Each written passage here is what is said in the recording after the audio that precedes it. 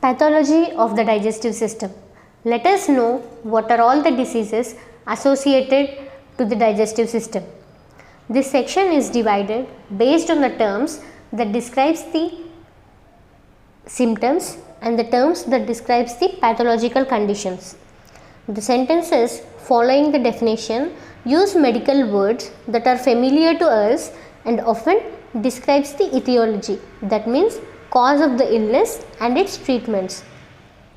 If the etiology is neither known nor understood, it is called idiopathic, that means unknown. We will see some of the symptoms related to the digestive system. Achlorohydria. Achlorohydria is a lack of HCl in the stomach. Generally, stomach produces hydrochloric acid of about 2.5 liters per day. If the produced HCl is below 2.5 liters, then the condition is called achlorohydria. This can be a symptom of chronic gastritis or gastric carcinoma. Anorexia. Anorexia is a lack of appetite and often a sign of malignancy or liver diseases. People with anorexia nervosa adopt extreme diets and restrict the intake of food to avoid weight gains.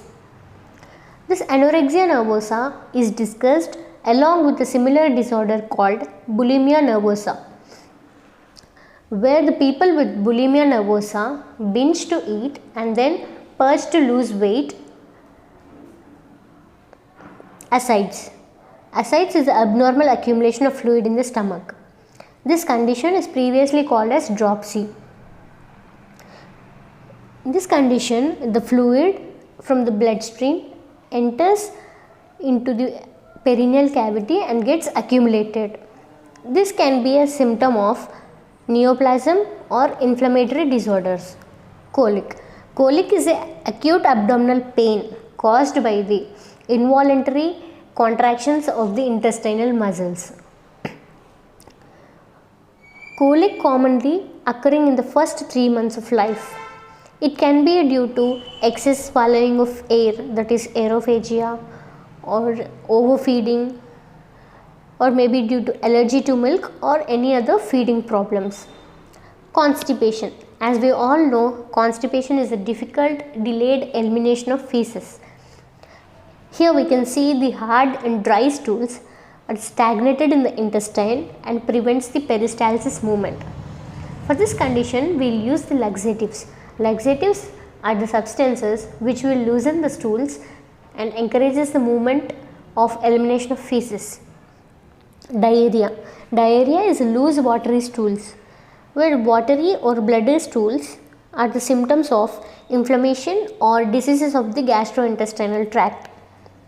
The acute onset of postprandial diarrhea suggests an acute infection or toxins. Dysphagia. Dysphagia is a difficult, painful swallowing.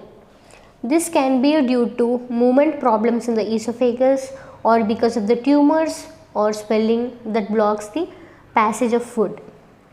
Gastroesophageal reflux. Gastroesophageal reflux is a condition where the solids and fluids return to the mouth from the stomach.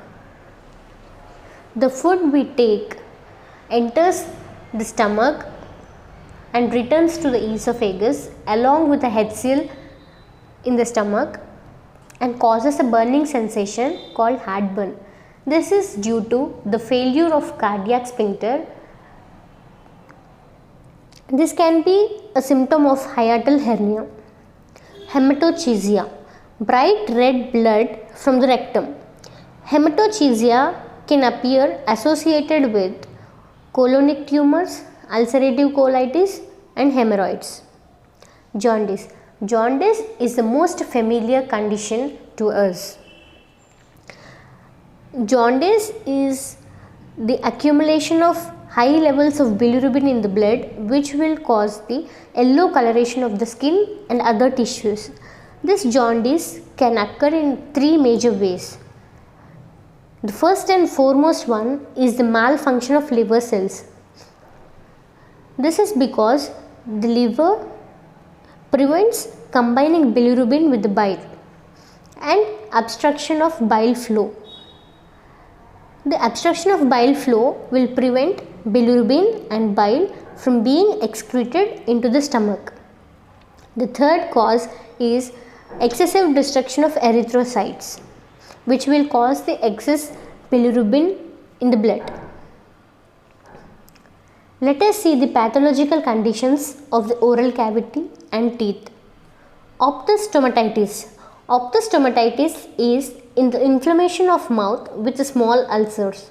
This idiopathic condition is also known as canker sores. Dental caries. As we all know, dental caries is a tooth decay. This dental plaque is the accumulation of food, proteins and necrotic debris on the teeth enamel, where the bacteria grows in the plaque and causes the production of acid that will dissolve the tooth enamel, resulting in the cavity. If the bacterial infection reaches the pulp, that means here, if the bacterial infection reaches the pulp of the tooth, then the root canal therapy may be necessary. Herpetic stomatitis. Herpetic stomatitis is inflammation of mouth. That means it includes the overall mouth, including gums, lips, palate and tongue. It can be due to the herpes virus infection. This herpetic stomatitis is commonly called as fever blisters or cold sores. Oral leukoplakia. Oral leukoplakia is white patches or plaques on the mucosa of the mouth. It is a precancerous condition. Major etiological factors are chronic tobacco and alcohol use.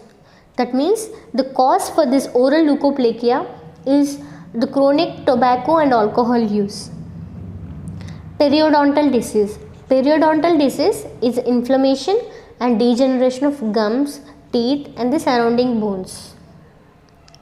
This chronic inflammation of gums occur from the accumulation of dental plaque and calculus. For this, gingivectomy may be necessary to remove these pockets of pus and allow new tissue to form. Pathological conditions of gastrointestinal tract. Achalasia. Achalasia is a failure of sphincter muscles of the lower esophagus to relax. When the failure of a proper peristalsis occur, food cannot pass through the esophagus easily, which will cause dysphagia. The cause of achalasia is unknown, but anxiety and tension aggravate the condition.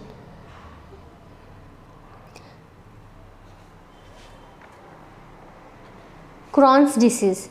Crohn's disease is a chronic inflammation of the intestinal tract that can affect any part of the digestive system from the mouth to the anus. This chronic relapsing disease causes inflammations with diarrhea, cramping and fever, and common affects the last part of the ileum. This is similar to the ulcerative colitis. Both are the forms of inflammatory bowel disease. Diverticula. Diverticula is the abnormal outpouchings, that means abnormal side pockets. As we can see, these are the abnormal outpouchings in the intestinal wall. A common location for this diverticulosis is sigmoid colon. When the undigested food or bacteria becomes trapped in the diverticulum, diverticulitis occurs.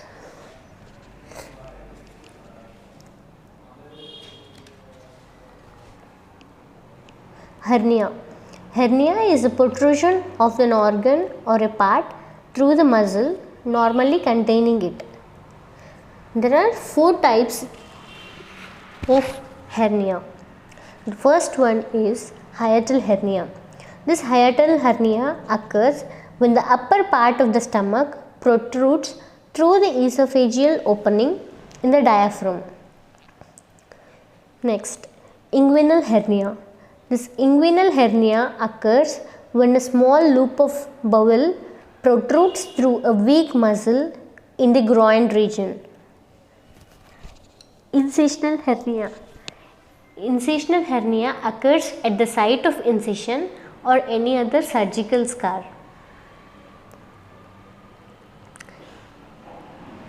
Umbilical hernia. Umbilical hernia occurs at the belly button. Intussusception. Intussusception is the telescoping of the intestine. That means part of the intestine slides into the other part of the intestine. This condition occurs mostly in the children and usually in the ileocecal region. Treatment involved for this intussusception is resection of the intussusception and anastomosis. Ulcers. Ulcers are the open sores or lesions of the skin. Duodenal ulcers or gastric ulcers are the examples of this.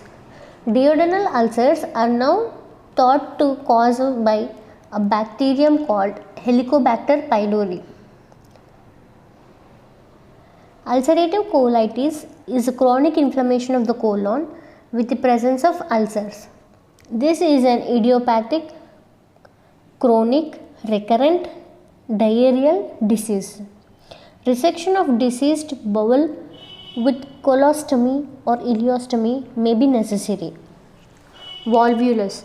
Volvulus is a twisting of intestine upon itself. A surgical emergency, the volvulus must be released immediately.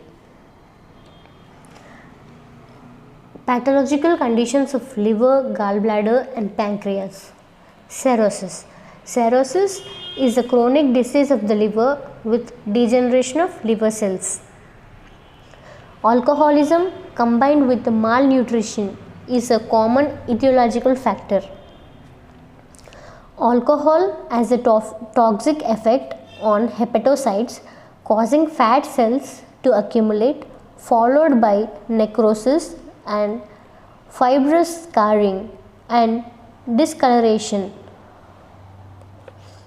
As with other liver diseases, jaundice results when the liver cell fails to function and bilirubin is not eliminated from the body. Gallstones. Gallstones are the hard collection of bile in the gallbladder and bile ducts, also called cholelithiasis. These stones can prevent bile from leaving the gallbladder and bile ducts to enter the duodenum. Conventional treatment has been cholecystectomy or choledocholithiotomy are necessary. Pancreatitis. Pancreatitis is the inflammation of pancreas. This is because of the digestive system releases the digestive enzymes which will attack the pancreatic tissue, leading to the damage to the gland. In most cases, the etiology is unknown, but inflammation can develop from alcoholism, gallstone, abdominal trauma or drugs. Viral hepatitis. Viral hepatitis is inflammation of liver caused by the virus. There are three major types of viral hepatitis, that is hepatitis A, hepatitis B and hepatitis C. Hepatitis A, caused by A virus and previously called infectious hepatitis, is an acute self-limited disorder transmitted by infected water and food. Coming to hepatitis B. Hepatitis B is caused by a type B virus and also called as serum hepatitis. It is acquired parenterally through the blood and via body fluids such as tears, saliva and semen. A vaccine that provides immunity to hepatitis B is recommended. Hepatitis C. Hepatitis C is transmitted by blood or blood products and close personal contact. In both hepatitis B and hepatitis C, liver enzymes may be elevated, indicating damage to the liver tissue. The symptoms include malaise, joint pain, and in severe cases, nausea, anorexia, and jaundice.